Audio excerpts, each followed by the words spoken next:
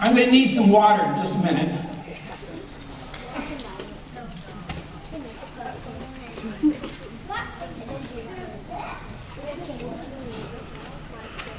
And I'm going to need some more. I better go over here.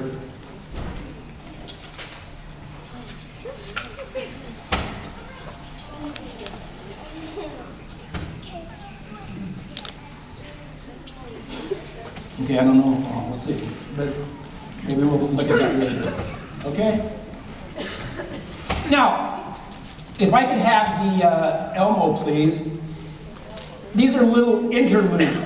One of my favorite people that I was able to talk to back in 1990, I was able to go to Princeton for a month, and I was able to deal with Hubert Allier. Hubert Allier was the freshman chemistry teacher at Princeton. And in fact, if some of you have seen the Absent-Minded Professor movie, they parallel it after him. But here he is, an eminent professor of chemistry at Princeton, and he said that students learn in increments, 10, 15-minute increments, and you have to have some kind of diversion to break it up, so that ultimately in the long run, even though you have those diversions, they can learn something better, more efficiently.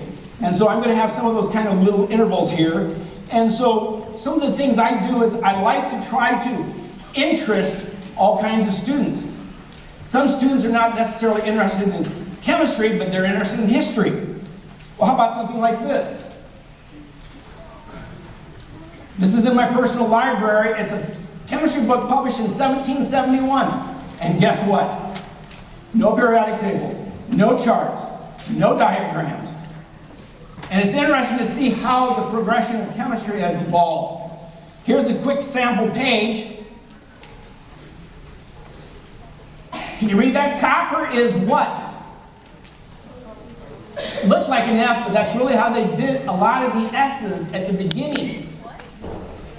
And so you can talk about that. And I'm just quickly going to use interludes like this. Some of you that know about Michael Faraday, here's the first edition of his Chemical History of a Candle. And so other things I do is, once again, there's an artistic side to chemistry. And so I also collect chemistry stamps. And so some of my students, I've had them design their own chemistry stamps as an activity.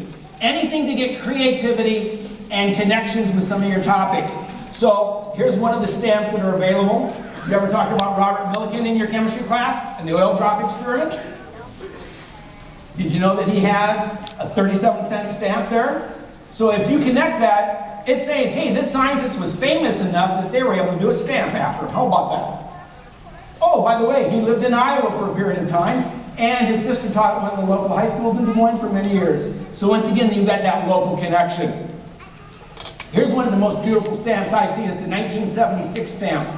I still have probably 1,000 of these stamps that I bought on eBay for 13 cents. I didn't pay 13 cents for them, but I now give those to every single one of my AP students before the test with a little note saying, best wishes for you on your success on the AP test. Anything that can keep those students excited. Teresa, do you mind if I relate? I've got two former students over here. One that's teaching chemistry in the Illinois area, and another one over here. That's fine, but I had Teresa back in 1990? And we had a situation where they had to do qualitative analysis. And they had 6 unknowns, and if they got all 6 unknowns right the first time, completely correct, they got a silver dollar.